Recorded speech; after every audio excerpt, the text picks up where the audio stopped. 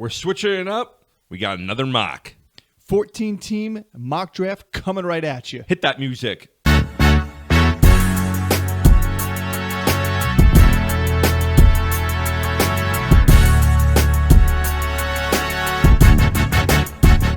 And welcome back to Standard Fantasy Football Podcast. I'm your host, Jono. And I'm your host, Chris. And we are jumping into it. We got a 14-team mock draft going on today. Yeah, thanks to Anthony Talent, who requested us do a 14-team, and we're going to bring it to you here. Shout out. So we are going to both be drafting from the bookends, so to speak, of this draft. I'm going to be drafting the 2 spot, Chris from the 13 spot. I feel like this is where you really see discrepancies in the draft because of the longer wait time with the additional 2 picks that are more than your normal average 12-team draft. Drafting from the middle, you still kind of, I feel like, have a little bit more of an advantage in a 14-team league because you wait a lot less. You don't get those immediate bang-bang quality picks, but you get more opportunity because you're not waiting as long. Yeah, for sure. And I'm interested to see what our teams look like. There's going to be a lot more depth here. I mean, we have 2 additional teams that are added on. So we have 26 more people that we're adding into being drafting. So it pushes a lot more people up. You're going to see guys like Josh Reynolds be taken in the last 2 rounds. But it's going to be interesting. Like Braylon Allen's going to be drafted. You know, you're going to have a lot of the rookies that have chances get drafted in those last 2 rounds because all the ADPs get pushed up. I'm interested to see what it is. I do like being on the bookends of it because you are getting like stacked talent back to back. I could see that that choice of that. Because obviously you're getting the second pick, but when it swings back around to you, you'll have the opportunity to get 2 of the next. You know, take your pick at 2 in a row or almost 2 in a row. Same with me on that bookend, but you're going to have to wait a while. I differ in opinion because I like to be able to get people closer in tiers. When you're kind of on that bookend, you get 2 quality people at that 1 tier, but you're dropping a whole nother tier in value and where it's going to be talent. interesting is tight end and quarterback. Yeah, because if there's a run that goes on one. Oh yeah, you could miss out completely. Yeah, you can miss out on like a full tier of guys. That's why I like, here it does stink to go 6, 7, 8, but team 6 here you could still get one of the top 5 wide receivers or the top 3 running backs at the 6th spot, and then you get yourself that talent filled out where you still could end up with another top running back in that next tier before that drops off too, or the last wide receiver in that other tier. So that's where I'd like to see. But let's start it off here. Let's get rolling. I'm here, 2 spot. McCaffrey goes first. I'm going to go ahead. I'm going to go with Tyreek Hill here. I'm going to start off with a wide receiver. Do it to it, Lars. I want everybody to see what it looks like if you don't take a running back in a 14-team league, what it looks like coming back to you in that second round. Interesting. Robinson, Gibbs, Hall, Taylor right before you. But you could see guys that should be second round obviously are going to be creeping up in different spots because the value of a running back goes up too in these 14-team leagues. Yeah, for sure. I'm going to go against my better judgment here, and I'm going to take Saquon. I know that was going to be your pick there. Drake London, Puka Nacua. Oh my God! If you don't slam Kyron here, I'm not. I would do that so fast. And, well, here's the problem: is that like outside of if I miss out on Marvin Harrison, Devontae Adams, that's like true. I'm not getting a wide receiver that's in that a tier, 1. in that caliber. So I'm going to go and get Marvin Harrison right there. First quarterback off the board. Kyron finally goes. Ayuk, Etienne, Achane, first tight end with Kelsey, Devontae, Henry, Olave, Debo, and then to me. So this is where it gets interesting. This is kind of where Chris was talking about earlier about getting 2 quality picks in terms of value back to back. I'm looking at the running back spot here because I faded in the first pick. I fully recommend going it.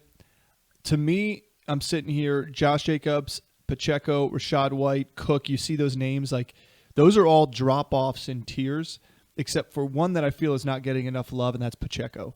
I feel like this guy's going to have a fantastic season. He's going ADP below Jacobs, who I think he's going to finish higher than Jacobs. I just feel like if I don't get him here, he's going to be gone from team 1, and I'm not going to get a caliber running back in round 4 at all like this. Yeah. You take Pacheco over Josh Jacobs? I do. Because I feel like that team, it doesn't have anybody else really behind them of quality talent. Not to say that A.J. Dillon in Green Bay is quality talent, and I know Marshawn Lloyd, who just played yesterday, got hurt. hamstring, but got hurt. Seeing what hamstrings can do to a player. I just think the rushing game is going to be better because of the play calling. I feel like there's going to be air raid in Green Bay. I don't know. It's just my gut feeling between Jacobs and Pacheco. Think Kansas City goes back to that? I'm just saying. All right, so sitting here, Tyreek Hill, Pacheco.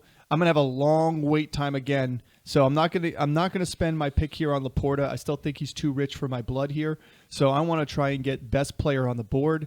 And because I'm at the front of the draft, I don't want to waste a third-round pick on a quarterback. I'm not saying it's a waste, but taking Jalen Hurts here, you're going to lose so much value at the wide receiver position that you're not going to be able to get people again here. Don't be afraid to go and take a reach pick on somebody that you really like. Like, if you like Neighbors here, go get Neighbors. If you like Michael Pittman here, get Pittman. But I'm going to stick try and true closer to ADP because I really think Nico Collins is going to have a fantastic year. If you didn't watch the preseason game, Tank Dell's connection with CJ Stroud, they're going to go right back to the well house with these two guys for sure. And it's going to be a different type of look with Stephon Diggs, but this team's going to pass heavily this year. Oh, for sure. And here, I have Marvin Harrison. I was really hoping that Devonta Smith was going to fall to me or Malik Neighbors, and they just went right in front of me. Right boom, before boom. you. Boom, boom. There's a guy on here that I absolutely going to smash, and that's going to be Cooper Kupp. Oh, yeah. DK Metcalf goes. Jalen Hurts goes. That's perfect. I'm going to get my second running back here with James Cook. That's a smart choice. I think James Cook's going to have a phenomenal year. Not me too. And right now, the way it's shaping out, I think I have two strong running backs, two strong receivers. I'm not lacking anywhere, but we just seen the fifth tight end come off the board. Yeah, I agree. And this is where it gets scary. So we're in a standard scoring league draft here. Excuse me. I would normally pick Kamara if we were in a half-point or full-point PPR here. Sure. Because I think he's going to feast in the receiving game again. I don't feel like that's the case I want to go here. But I'm also okay taking Aaron Jones or James Conner as my second running back. So I'm going to go ahead. I'm going to take my quarterback here because in case this team before me wants to take Anthony Richardson as well, I'm going to secure that bag, get Anthony Richardson. He takes Conner and Kamara. That's fine. Leaves me with Aaron Jones as my RB2. I could go George Kittle here, but that kind of goes against my rule. I don't try and take a quarterback and a tight end both in the first 5 rounds, because you just lose so much value after that at the other positions. So I'm going to lock up my second running back with Aaron Jones.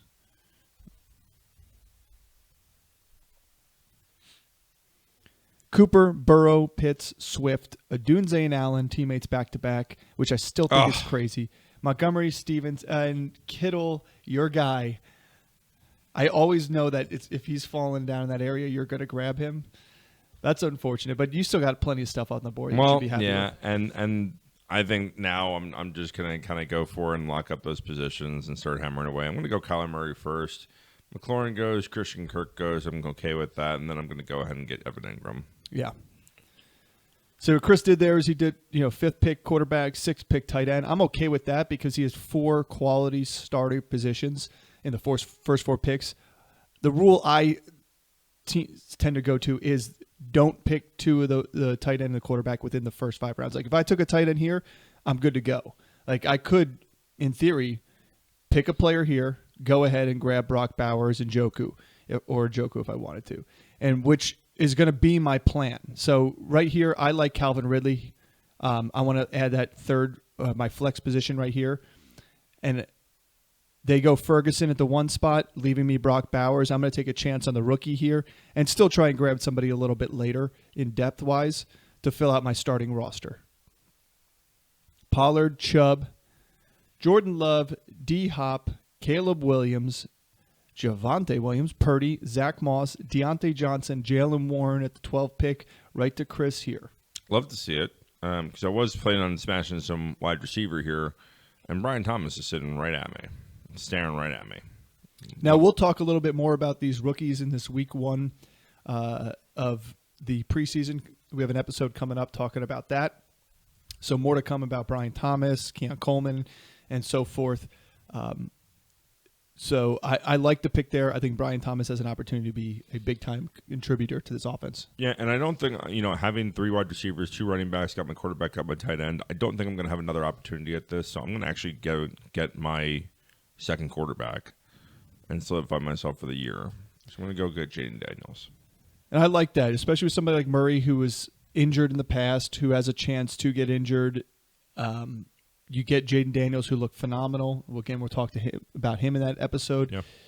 I like it. A lot of people don't like taking 2 quarterbacks or 2 tight ends, but I don't think there's enough to be said about the opportunity that you give yourself and not having to jump onto the waiver wire. Now, if you miss on both quarterbacks or miss on both tight ends, okay, that's fine. But also, worst case scenario, somebody else has an injury and you can use that trade chip to cash in on a player that you normally couldn't trade for before because of a needs basis in your league. And I mean, I'm totally comfortable holding on to both of them. I think Jaden's going to have a good year. I think Kyler's going to have a good year, and I want to be able to play matchup based, and I want to be able to win a championship. And to win a championship, you're either going to need a guy that is going to win MVP on your team, or you're going to need 2 guys that are hot all season. Yeah, I agree. So this is a standard scoring league, but even if it's not a standard scoring league, running backs are not a dime a dozen. I would say that. There's a lot off injured position. The fact that I have Aaron Jones who's been injured in the past, it scares me. So I'm going to try and solidify another starter here. Now, the names here on the ADP wise, you've got Gus Edwards, Zeke Elliott. Those are 2 starters. Jerome Ford will probably start the season. Chase Brown is going to split time. Charbonnet, Chuba Hubbard will start. I'm going to go ahead with the Gus bus. I feel like the offense that is going to be implanted, we saw how terrible it was in preseason week 1 without their starters out there, and we know that they're going to lean heavily on the run to initiate the play action pass. So I'm going to go with Gus as my first pick. Herbert, JSN go afterwards, so not a lot of value goes off the board again here. Again, three solid wide receivers in Collins, Hill, and Ridley. This is where I want to take a chance on a wide receiver that may not fall to me this next round with the amount of picks that are going in between. And going through these names, I like Cortland Sutton. I think he's going to have a fantastic opportunity this year as a wide receiver 1. A.D. Mitchell's way too high ADP for me. You know what? I'm going to stick with the ADP. I'm going to go Cortland Sutton. I feel like it's going to be hard to get somebody wide receiver 1 at this point. It's not a bad pick. Yeah. I think that's like the last of the wide receiver 1s, and the fact that he's this low just tells you people don't trust the Denver Broncos, and they don't know what that wide receiver room is going to look like. It's true. So sitting here, got my 3rd wide receiver.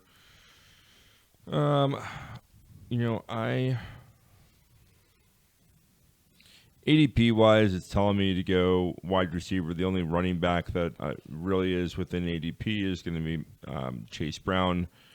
I love being able in the first pick to be able to take the best ADP that's still on the board.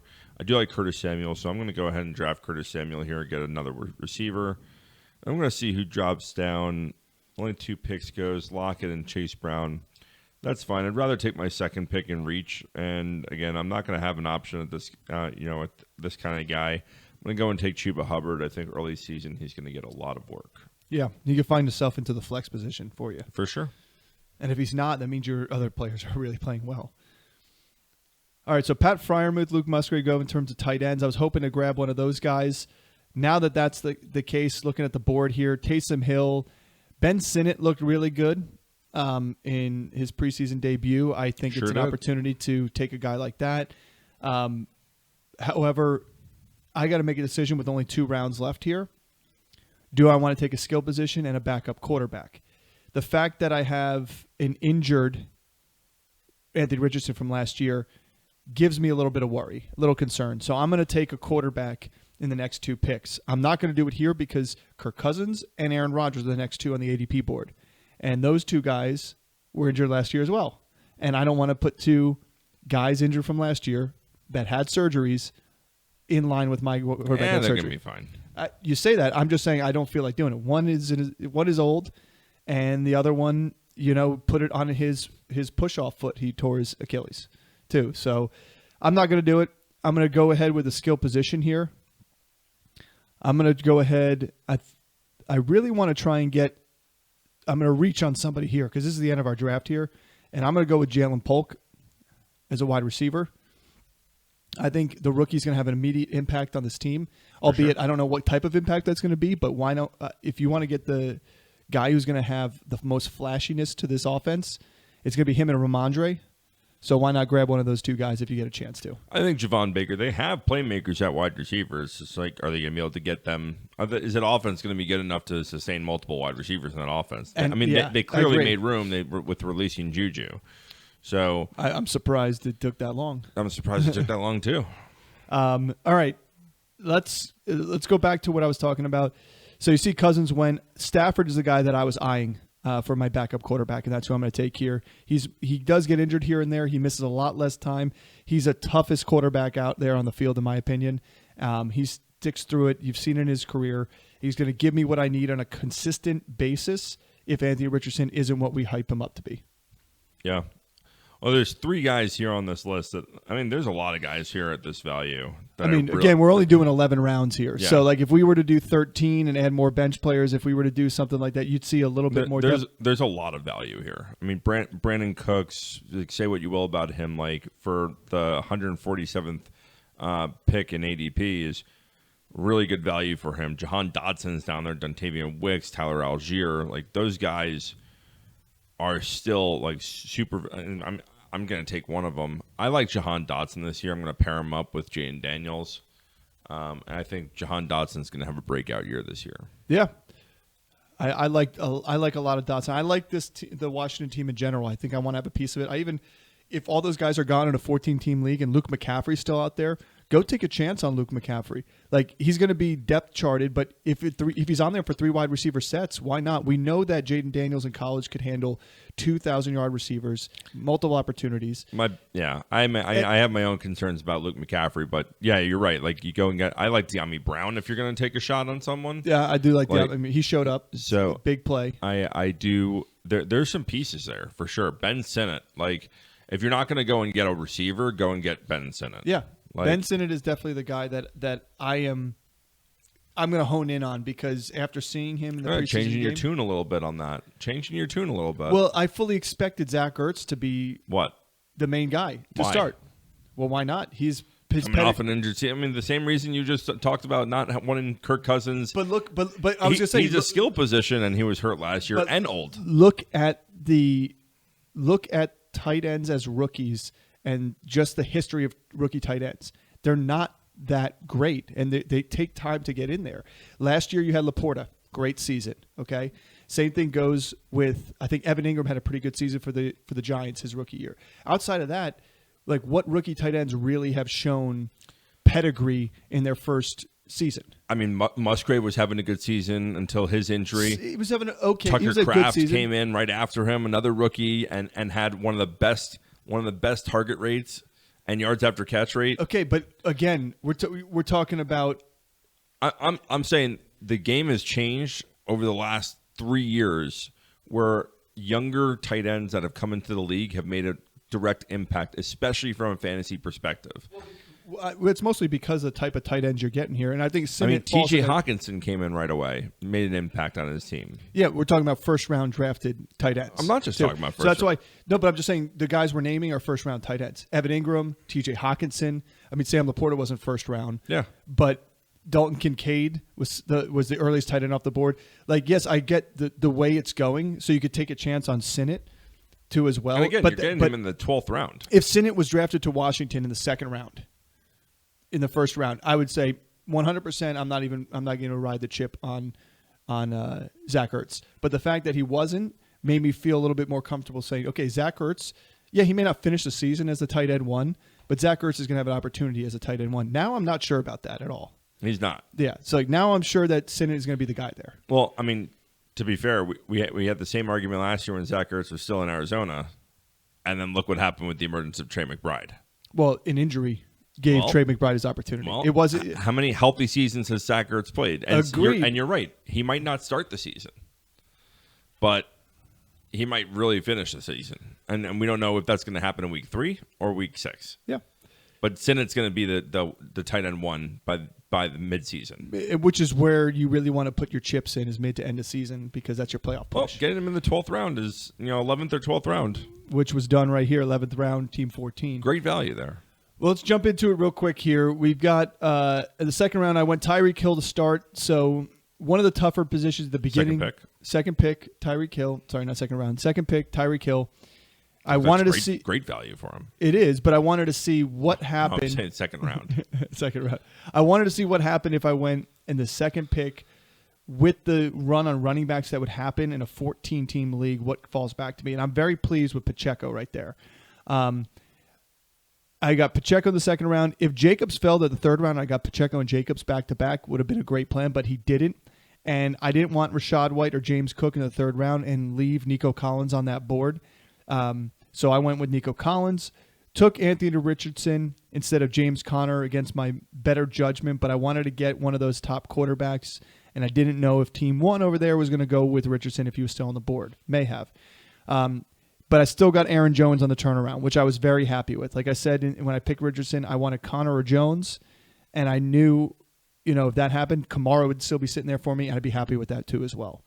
Afterwards went Calvin Ridley, great value in the 6th round for the wide receiver 1 in Tennessee as of right now.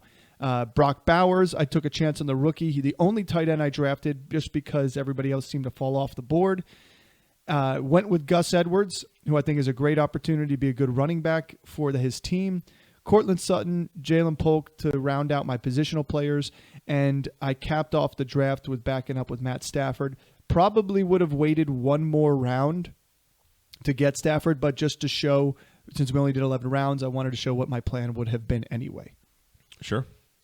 So I drafted at the 13th position. Went with Saquon Barkley, the best available on the board. I wanted a running back there and get him and lock him up. Then I started hammering wide receiver, go get 2 really good guys that fall down. Harrison fell down to me. I'm totally happy with that. My choice is really it was really clear for me. It was either Marvin Harrison there or Devontae Adams. And I've got a lot of Devontae Adams in our drafts, so I hit the Marvin Harrison button. Very happy with that.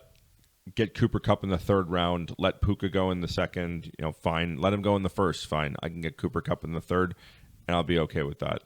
Got my 2nd running back in James Cook. Now I'm solidified at least at my starting positions for wide receiver and running back. We saw the run on tight ends too, which I want to talk about really quick. And this is when you have these big, 14-team leagues. When there's a run, if you're at the ends and there's a run on quarterback or there's a run on tight end, the players within those tiers are so limited. There's maybe 5-6 players per tier. And you can easily see those 5 or 6 players go in a 2-round swing, which is exactly what happened. So after I took James Cook, you had McBride come off the board, Andrews come off the board, Kincaid come off the board, Pitts, and then Kittle. So you had all those guys come off the board before I even got it to pick again. And that is the struggle with, all right, that's why I went Kyler Murray, Evan Ingram back-to-back, is I didn't want to lose out on a top-end quarterback, and I didn't want to lose out on a top-end tight end. And those two, in my mind, granted, I'm saying top-end, they're the bottom of my tier in the top end. Yeah.